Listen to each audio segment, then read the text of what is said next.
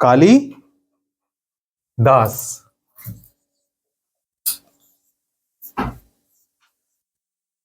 कालिदास कवि हुए और इनकी जो कृति है उसका नाम क्या है? मेघदूतम।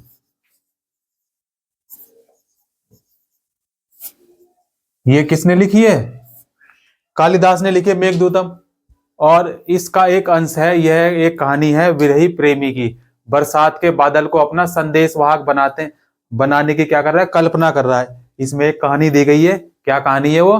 कि विरही प्रेमी बरसात के बादल को अपना संदेशवाहक बनाने की क्या कर रहा है? कल्पना कर रहा है, इमेजिनेशन कर रहा है। देखो इसमें किस तरह कवि ने बादलों को उत्तर की ओर ले जाती ठंडी हवा का वर्णन किया है। बादलों को उत्तर की ओर ले जाती हुई ठंडी हवा का क्या किया है? वर्णन किया है। बड़े ध्यान से सुनेंगे। तुम्हारे बौछारों से मुलायम हो उठी, तुम्हारे बौछारों से मुलायम हो उठी, मिट्टी की भीनी खुशबू से भरे, मिट्टी की भीनी खुशबू से भरे, हाथियों की सांसों में बसी, हाथियों की सांसों में बसी, जंगली गूलर को पकाने वाली, जंगली गूलर को पकाने वाली, शीतल बयार तुम्हारे साथ धीरे धीरे बहेगी। दोबारा सुनेंगे। तुम्हारे बौछारों से मुलायम हो उठी, मिट्टी की भीनी खुशबू से भरे, हाथियों की सांसों में बसी, हाथियों की सांस में बसी, जंगली गूलर को पकाने वाली, शीतल बयार तुम्हारे साथ धीरे धीरे बहेगी, धीरे धीरे बहेगी। पुरानी कहानियों का संकलन तथा संरक्षण। देखो जो पुरानी कहानियां, ये हमने एक कहानी सुनी अभी, ठीक है ना? तो पुरानी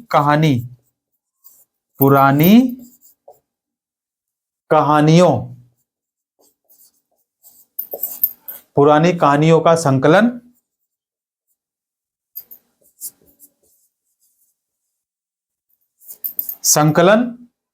और संरक्षण तथा संरक्षण। संरक्षण क्या होता है? सुरक्षित रखना। कुछ देश की क्या है? धरोहर है हमारी।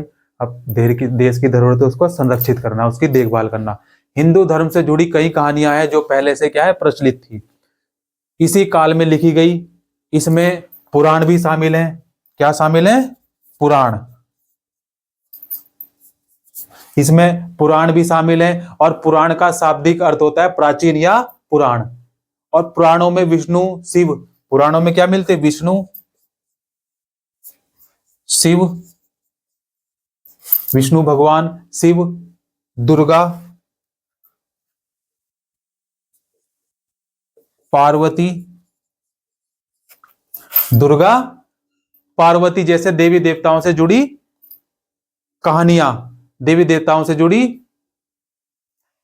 कहानियां हैं इनमें। और इनमें इन देवी देवताओं की पूजा की विधियां दी गई हैं। क्या दी गई हैं? इन देवी देवताओं की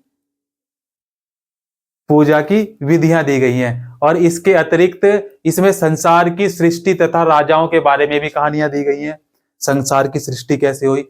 अधिकतर पुराण स्थल संस्कृत, अधिकतर पुराण सरल संस्कृत श्लोक में लिखे गए हैं। किस में लिखे गए हैं? सरल संस्कृत श्लोक में लिखे गए, जिससे सब उन्हें क्या कर सके? पढ़ सके और समझ सके, जिससे उन्हें सभी पढ़ सकें और समझ सकें। पढ़ना और समझना। स्त्रियां तथा शूद्र जिन्हें वेद पढ़ने की अनुमति नहीं थी, स्त्रियां तथा शूद्र व्यक्ति जिन्हें वेद पढ़ने की अनुमति नहीं थी, वे भी इसे सुन सकते थे, वे भी इसे सुन सकते थे। पुराणों का पाठ पुजारी मंदिरों में किया करते थे। पुराणों का पाठ पुजारी मंदिरों में किया करते थे, जिसे लोग सुनने आते थे। कथा होती है ना, कथा लोग सुनने जाते हैं। रामायण होती है, महाभारत नहीं होती है, रामायण का पाठ होता है और हनुमान जी का पाठ होता है। तो लोग क्या करते हैं? सुनने जाते हैं। तो इन्हें भी लोग सुनने जाया करते थे। दो संस्कृत महाकाव्य महाभारत और रामायण। दो संस्कृत महाकाव्य कौन कौन से? महाभारत और रामायण। महाभारत और रामायण लंबे अरसे से लोकप्रिय रहे हैं, आज भी हैं। लंबे अरसे से रहे हैं और आज भी लोकप्रिय हैं। तुम में से कुछ बच्चे इन कहानियों से परिचित होंगे। रामायण और महाभारत की कहानी सुनी है ना, देखी भी होगी। महाभारत कौरवों और पांडवों के बीच युद्ध की कहानी है। क्या है? महाभारत कौरवों और पांडवों के बीच युद्ध की कहानी है। इस युद्ध का उद्देश्य पुरुवंश की राजधानी हस्तिनापुर, कौन सी राजधानी? हस्तिनापुर, हस्तिनापुर उत्तर प्रदेश में पड़ेगा। कहां पड़ेगा? उत्तर प्रदेश में पड़ेगा। हस्तिनापुर की गद्दी प्राप्त करना था। और यह कहानी तो बहुत ही पुरानी है, पर आज इसे हम जिस रूप में जानते हैं, करीब 1500 साल पहले लिखी गई। जिस रूप में हम इसे आज जानते हैं वो करीब 1500 साल पहले लिखी गई। माना जाता है कि पुराण और महाभारत दोनों को ही व्यास नाम के ऋषि ने जो है संकलित किया था। किसने? व्यास ऋषि, लेखक, इन्होंने क्या किया था? इसको संकलित किया था। और महाभारत में ही भगवत गीता भी है। महाभारत में ही भगवत गीता भी है। रामायण की कथा कौशल के राजकुमार, रामायण की जो कथा है कौशल के राजकुमार राम के बारे में। किसके बारे में? राम के बारे में। राम कहां के राजकुमार हैं? कौशल, कौशल के राजकुमार के बारे में। उनके पिता ने उन्हें क्या दे दिया था? वनवास दे दिया था। और वन में उनकी पत्नी सीता का लंका के राजा रावण ने क्या कर लिया था? अपहरण कर लिया था। और सीता को वापस पाने के लिए राम जी ने क्या की? राम जी को लड़ाई लड़नी पड़ी। वे विजयी होकर कौशल की राजधानी कहां पहुंचे? वे विजय होकर कौशल की राजधानी पहुंचे। कहां पर? अयोध्या। कौशल की राजधानी क्या है? कौशल की राजधानी अयोध्या। अयोध्या पहुंचे। और महाभारत की तरह ही रामायण भी एक प्राचीन कहानी है जिसे बाद में लिखित रूप दिया गया। संस्कृत रामायण के लेखक हैं वाल्मीकि। संस्कृत रामायण के लेखक कौन है? संस्कृत रामायण,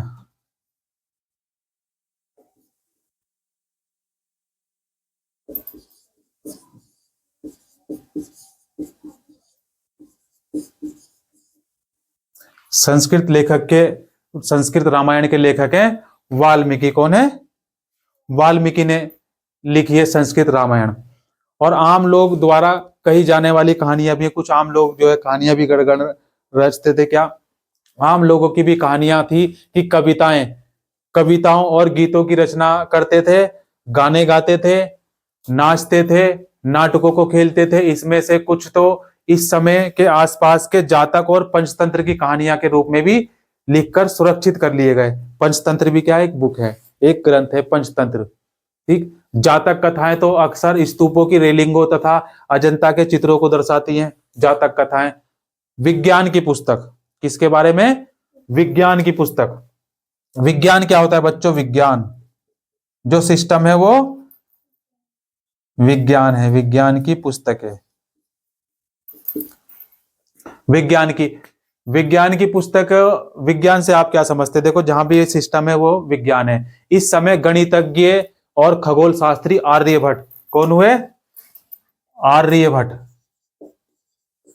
ये कौन थे? खगोल शास्त्री थे। आर्यभट्ट खगोल शास्त्री थे। और इन्होंने आर्यभट्टिकम नामक पुस्तक लिखी। क्या लिखी? आर्यभट्टिकम नामक इन्होंने पुस्तक लिखी। इसमें उन्होंने लिखा कि दिन और रात पृथ्वी के अपनी धुरी पर चक्कर काटने की वजह से होते हैं। क्या लिखा उन्होंने? कि दिन और रात पृथ्वी के अपनी धुरी पर चक्कर काटने से होते हैं, जबकि लगता है रोज सूर्य निकलता है और डूबता है। ऐसा लगता है ना कि रोज सूर्य निकलता है और डूबता है, लगता है ना ऐसी। लेकिन इन्होंने क्या लिखा है कि आर्यभट्ट अपनी पुस्तक में क्या लिखते हैं? पृथ्वी अपनी धुरी पर चक्कर काटने की वजह से होते हैं। दिन और रात पृथ्वी अपनी धुरी पर क्या है? चक्कर काट रही है, इसलिए दिन और रात होते हैं। और जबकि लगता है सूर्य निकलता है और डूबता है। उन्होंने ग्रहण के बारे में भी वैज्ञानिक तर्क दिए। ग्रहण होता है ना, सूर्य ग्रहण होता है, चंद्र ग्रहण होता है। तो आर्यभट्ट ने ग्रहण के बारे में भी वैज्ञानिक तर्क दिए। उन्होंने वृत्त की परिधि को मापने की भी विधि ढूंढ ली। वृत्त की परिधि को मापने की विधि भी ढूंढ ली, जो लगभग उतनी ही सही है जितनी की आज प्रयुक्त होने वाली विधि है। वारामिहिर, ब्रह्मगुप्त और भास्कराचार्य कुछ अन्य गणितज्ञ और खगोलवेत्ता थे जिन्होंने कई खोजें की। क्या की? जिन्होंने कई खोज की। शून्य की खोज हुई, शून्य, जीरो,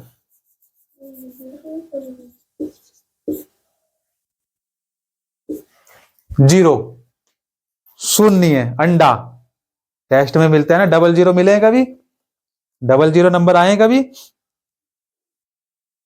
अंकों का प्रयोग पहले से ही होता रहा है, अंकों का प्रयोग पहले से ही होता रहा है, पर अब भारत के गणितज्ञों ने क्या किया? शून्य के लिए एक नए चिन्ह का आविष्कार किया। गिनती की यह पद्धति अरबों द्वारा अपनाई गई। गिनती की यह पद्धति अरबों द्वारा अपनाई गई। किसके द्वारा अपनाई गई? अरबों के द्वारा अपनाई गई। और तब यूरोप में भी फैल गई। कहां फैल गई? यूरोप में भी फैल गई। आज भी यह पूरी दुनिया में प्रयोग की जाती है। नई प्रयोग क्या की जाती है? 0 1 2 3 4 5 6 7 8 9 10। आयुर्वेद,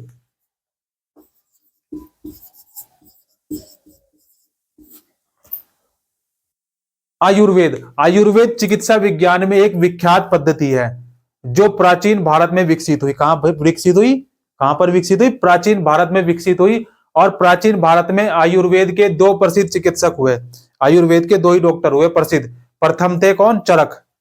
कौन थे? चरक। और इन्होंने द्वितीय शताब्दी ईस्वी से थे ये, और दूसरे थे सुश्रुतु। दूसरे हुए, इन्होंने 34 शताब्दी ईस्वी पूर्व थे। और चरक द्वारा रचित चरक संहिता, इन्होंने कौन सी पुस्तक लिखी? इन्होंने लिखी चरक संहिता। यहां आ जाएगा चरक संहिता, चरक संहिता। इन्होंने लिखी चरक संहिता पुस्तक, और इसमें औषधि शास्त्र का उल्लेख किया गया। किसके? औषधियों के बारे में, दवाइयों के बारे में। और इनकी थी संहिता। इसमें शल्य चिकित्सा की विधियों के बारे में जो है विस्तृत जानकारी दी गई। किसके बारे में? शल्य चिकित्सा के बारे में विस्तृत जानकारी दी गई।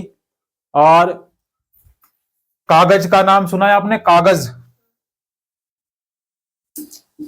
कागज का क्यों कागज कागज करती है, कागज पे क्यों मरती है? कागज आज हमारे रोजमर्रा के जीवन में जो है कागज बहुत, जो रोजमर्रा की जिंदगी में क्या हिस्सा बन गया है, जिंदगी का हिस्सा बन गया। जो किताबें हम पढ़ते हैं वे कागज पर छपी होती हैं। जो भी किताबें हम पढ़ते हैं वो कागज पर छपी होती है। उसी तरह लिखने के लिए भी कागज का ही उपयोग करना पड़ता है, किया जाता है। नहीं, लिखने के लिए भी कागज का ही उपयोग करते हैं। कागज का आविष्कार करीब करीब 1900 साल पहले कोई लून ने किया था। किसने किया था कागज का आविष्कार?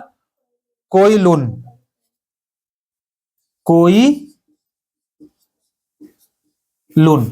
कोई लून व्यक्ति था जिसने कागज का क्या किया? आविष्कार किया। और चीन में किया था। कहां किया था? चीन में किया था। उसने क्या किया?